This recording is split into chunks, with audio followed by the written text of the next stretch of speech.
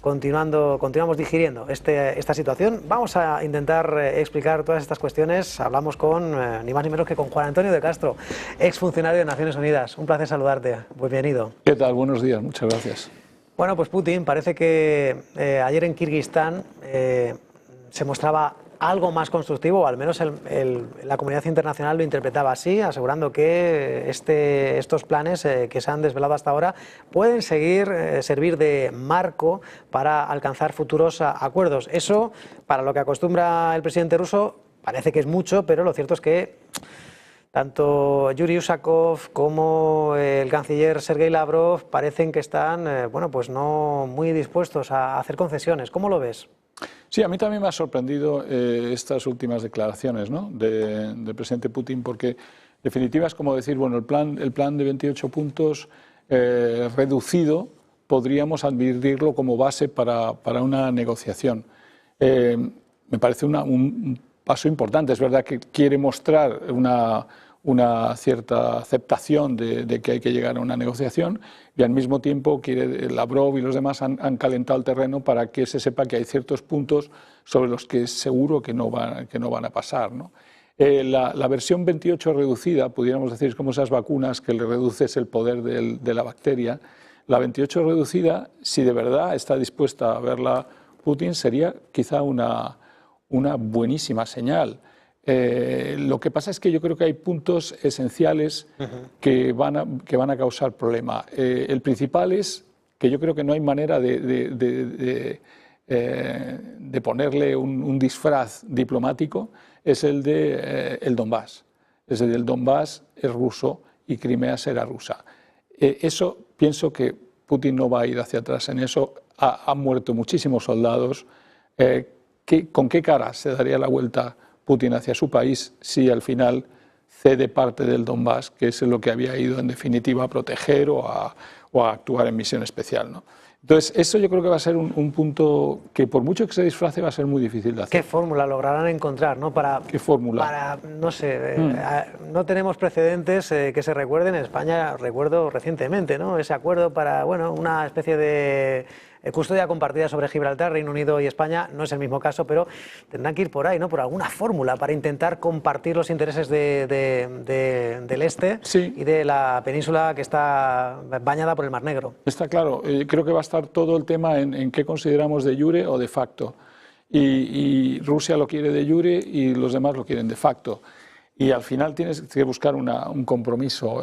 No lo sé, quizá un compromiso temporal, quizá un plazo para que se conviertan de jure.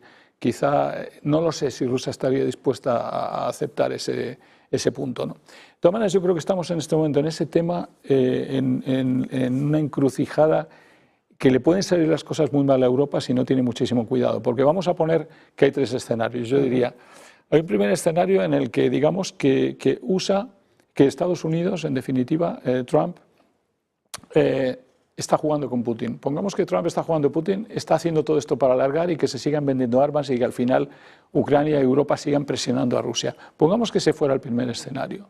Sería nefasto, porque hay un momento en que Rusia se da cuenta y esto termina en una guerra mucho más amplia. O sea, esperemos que ese escenario no se cumple, que no está jugando con Putin, que de verdad quiere ser sincero con él. Dos, pongamos que es sincero con él.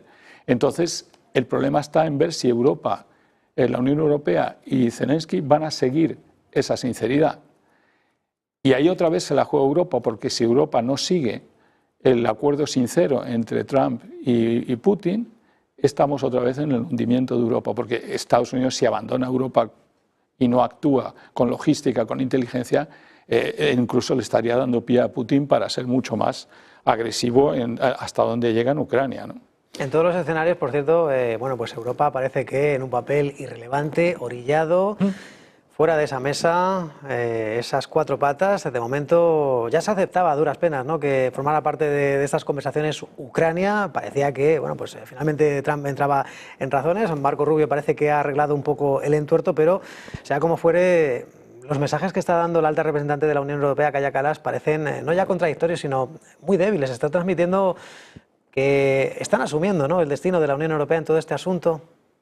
Yo creo que a veces Kallas patina de una manera como si no fuera una política experta. Yo no sé qué experta es como política, pero tú no puedes decir a estas alturas a nivel internacional, Rusia tiene que reducir su presupuesto y su presupuesto militar y lo tiene que bajar a tanto, pero ¿hay alguien que se dedique a decirle a Trump cuánto tiene que reducir su presupuesto militar?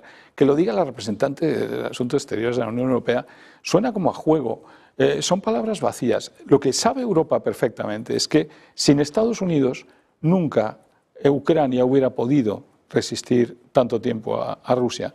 Entonces sabe que todo está en la mano de Estados Unidos, pero no quiere aceptar que Estados Unidos lleve el juego de la negociación.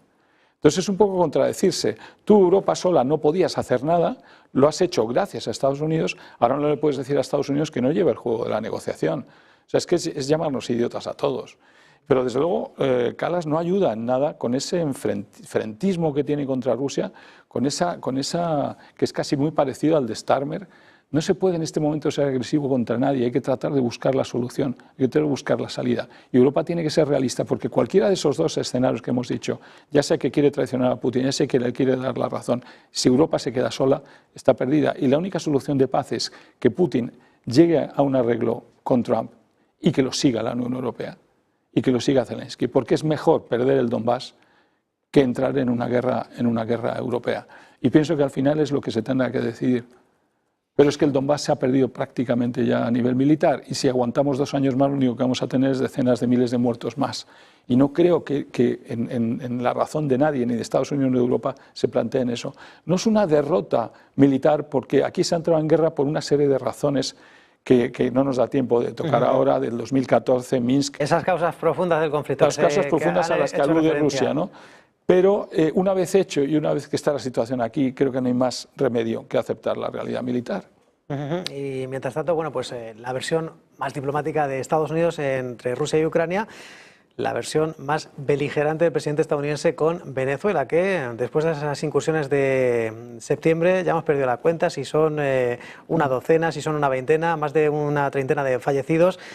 Y con las especulaciones de una posible intervención terrestre que esta semana ha despejado esas incógnitas Donald Trump en 2 ocasiones. La última declaración la hemos conocido esta mañana en este programa diciendo que pronto va a tomar una decisión en torno a una posible incursión militar terrestre porque dice que así es donde se controla el tráfico de drogas. ¿Cómo ves esta escalada de tensiones entre Estados Unidos y Venezuela?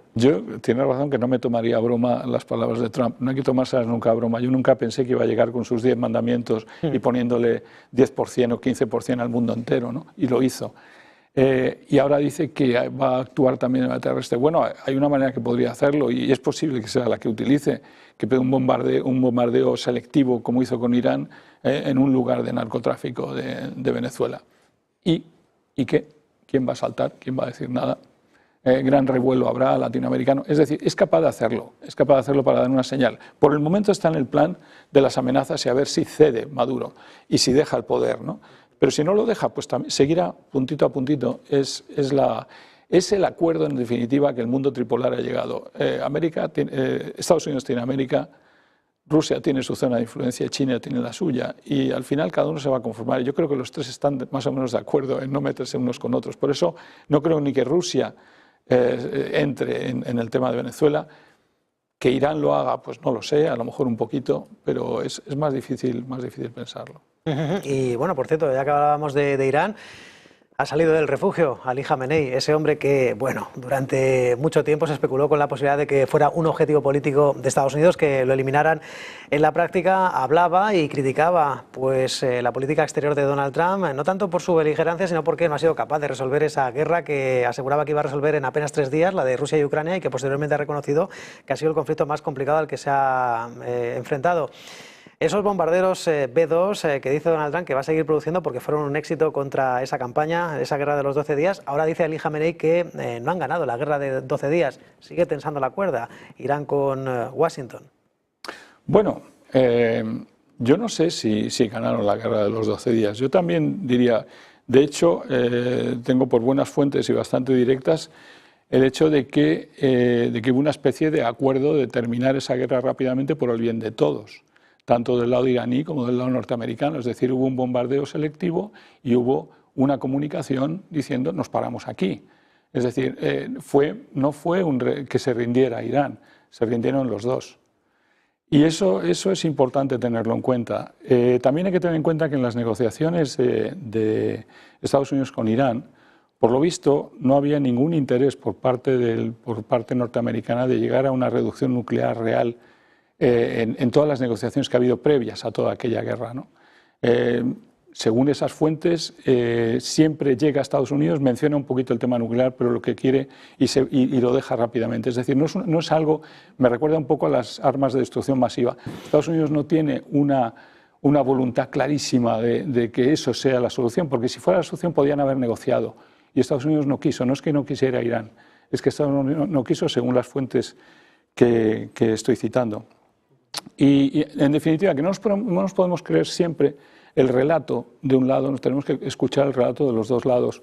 Y Irán es una potencia avanzada, muy avanzada tecnológicamente. Se sabe y se confirma que no está enriqueciendo uranio en este momento, que en este momento no tiene la capacidad de hacerlo, pero que la tendrá, parece ser. Y esos son elementos curiosos que se escuchan del otro lado, ¿no? Pero yo creo que hay que tenerlos en cuenta para no escuchar solamente un lado de la propaganda.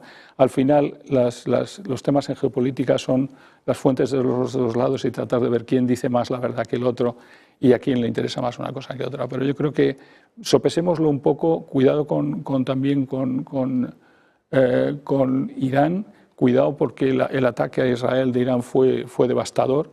Creo que se ha contado poco lo que pasó en Israel con los bombardeos de Irán y no se ha querido contar, y todo ese tipo de cosas pues hacen que nos manejemos con pies de plomo también respecto a este país. La batalla por el relato, la batalla del postpartido, que es casi tan importante como el partido en sí. Postpartido, Irán-Estados Unidos, prepartido, Rusia-Ucrania. Juan Antonio de Castro, exfuncionario de Naciones Unidas, un placer como siempre, un abrazo. Muchas gracias.